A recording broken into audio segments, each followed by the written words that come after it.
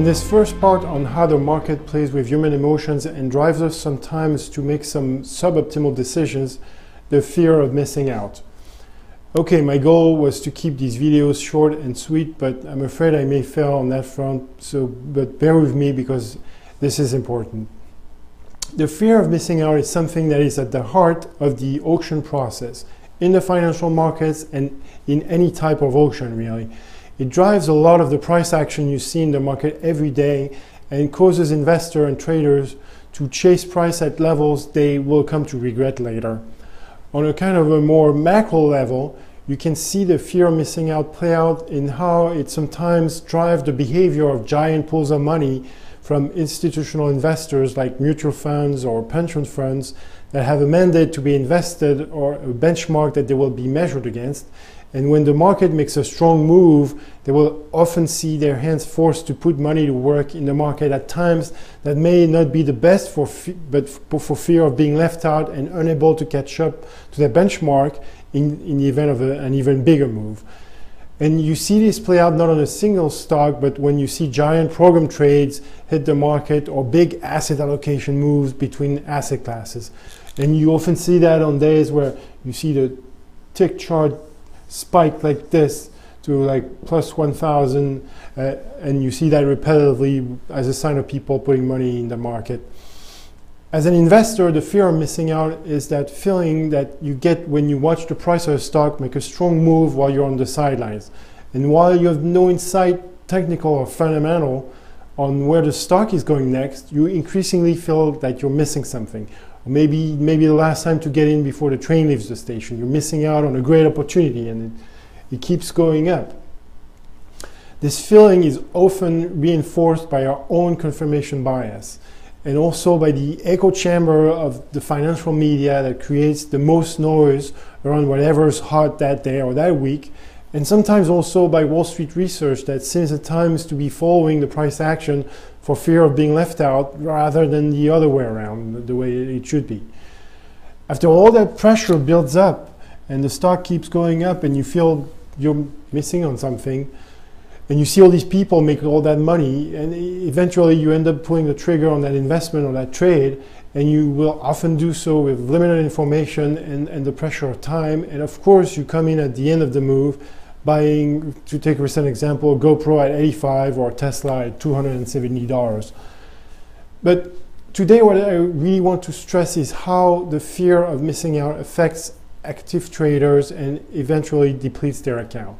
For professional traders or active individual traders, the fear of missing out translates into this feeling that you need to be trading all the time. Since it's your job or the profession that you've chosen for yourself, you feel like you have to trade every day.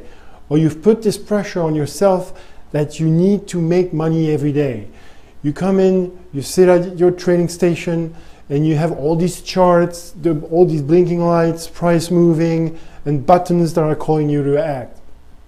This will cause you to enter trades where there is no setup that matches your process or that you can really identify, or to chase some price moves that have already played out just because you feel like you have to trade, or on an impulse, or just out of boredom.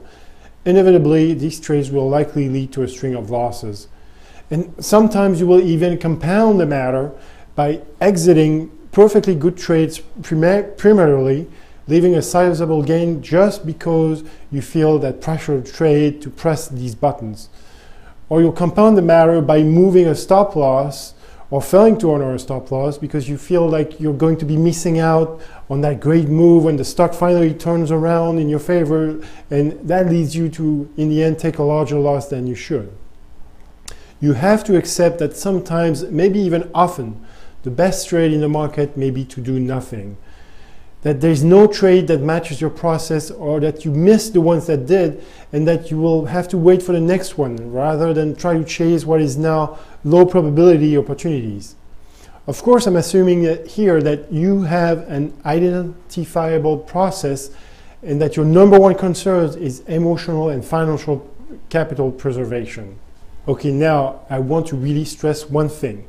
It's going to be a very rare occurrence, if ever, that there is a trade that you absolutely need to be in right here, right now, because no other opportunity like this is ever going to present itself again.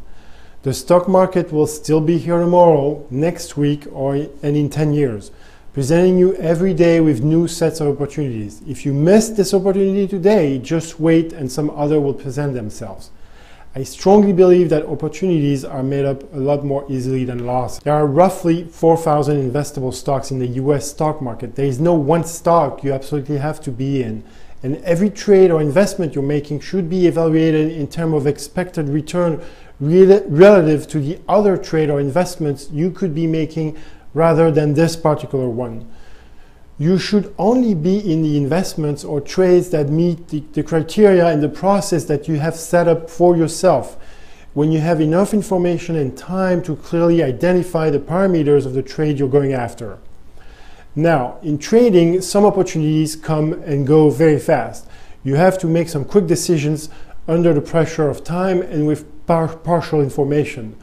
But really, the best traders are not the ones that can click a mouse button the fastest or make the most trades in a given time, but the ones that can very quickly process the information at hand to clearly identify if a trade opportunity matched their process and criteria and should be taken as a positive expected value situation or should be left alone.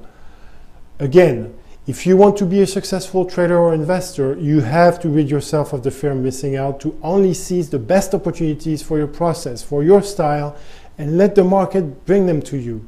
You have to rid yourself of that need for action that leads you to the impulse trade that repetitively costs you emotional and financial capital.